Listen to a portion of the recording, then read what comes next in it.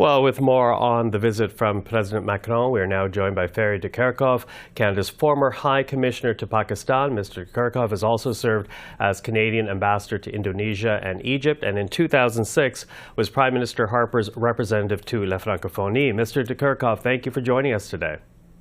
With pleasure.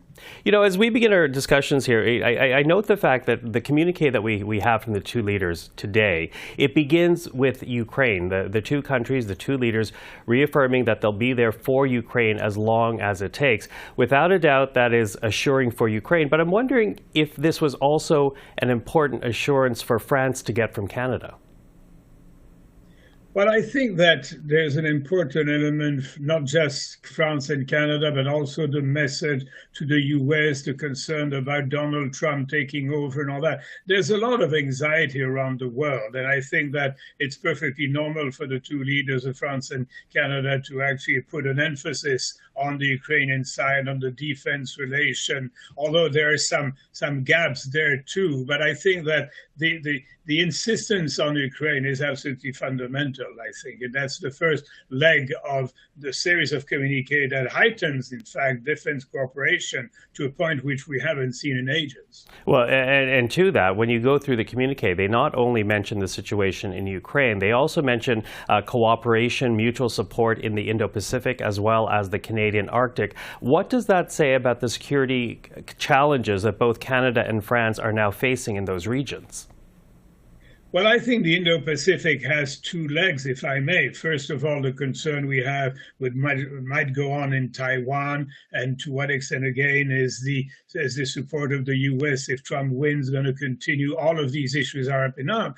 But there's also the notion of what Canada does in the Pacific, in its own Pacific. As you know, we're not part of the group that the U.S. has established with some of the countries like North Korea and India and others. And so the question is, yes, fine to have this kind of dialogue with France, but should we not also look at exactly what we're doing in terms of defense?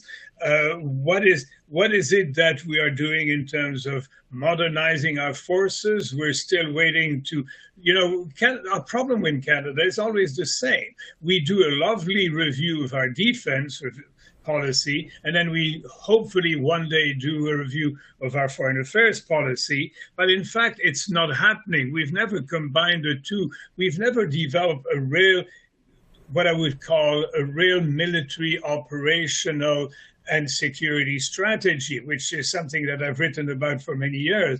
And so, in a way, all of these commitments with France are great, but we will also have to look at very carefully at what we're doing in terms of beefing up our own defense. After all, the Prime Minister has announced in 2036 that we'll reach the 2%. All of these issues are contrasted by the very strong communique that we're reading. Yeah, contrasted, as you say, and also, the focus on the Arctic, as that is creating its own security challenges. The latest defense policy very much pointed to that, and of course, just paper right now, how that materializes is something that Canada's watching, world leaders are watching.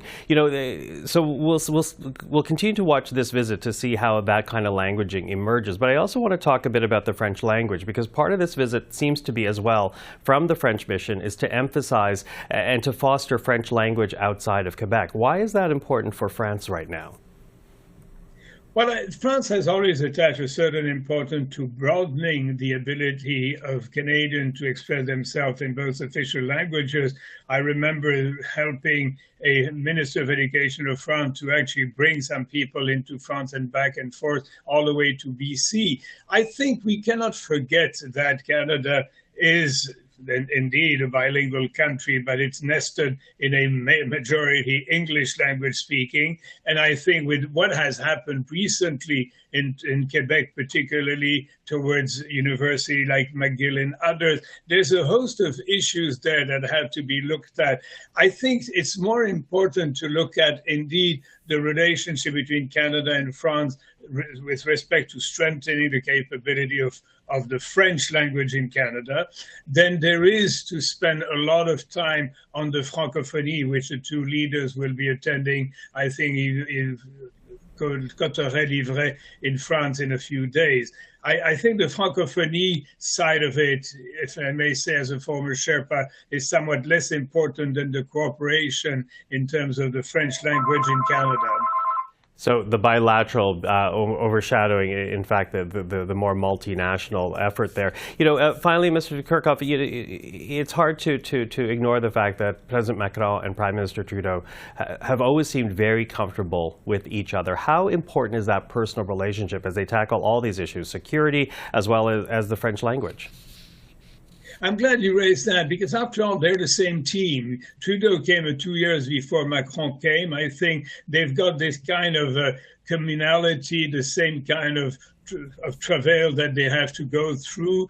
Trudeau is weakened, of course, as we know in Canada right now, and Macron has faced a considerable issue, as we have witnessed. I think, but there's also this commitment to many values that I think they share, whether it is environment, whether it's multilateralism, whether it's culture, climate change, you name it. There's a very closeness of view. At a certain time, I thought that relationship had whimpered a bit, but I think it's going strong. And don't forget that Macron now needs his allies because he's facing a very different French politics that we've witnessed to our dismay. And I think he's managed to build more or less a new government, but it's going to be very, very difficult. So those two leaders are now facing serious political problems. Whether Mr. Trudeau will be able to continue within the next year or so is a big question mark. But meanwhile, those two leaders will try